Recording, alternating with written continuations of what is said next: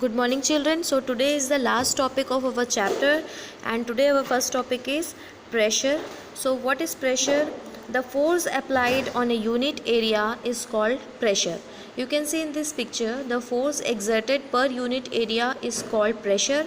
The formula to calculate pressure is equal to force by area. The SI unit of pressure is Newton per square meter or Pascal. Okay, you can see in this picture also formula is force by area.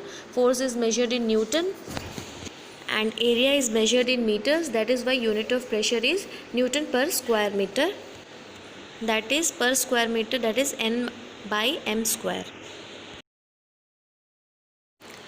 Now our next topic is pressure on fluids.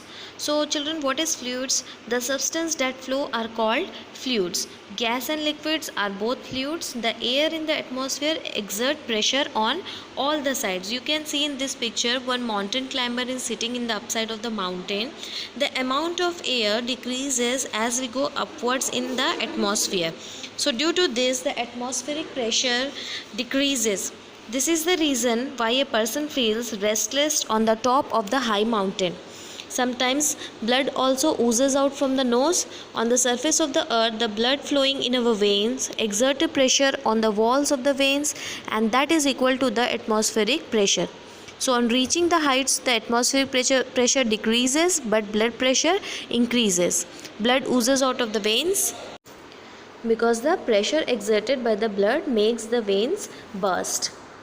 So children, whenever we are going in the upside on the top of the mountain, we are not feeling well.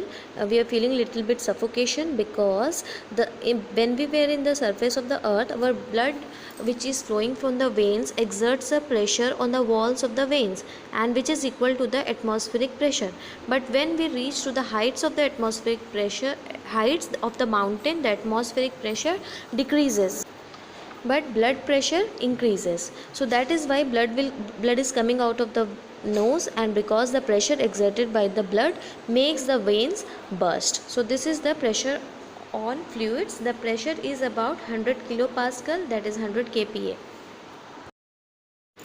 Now our next topic is barometer.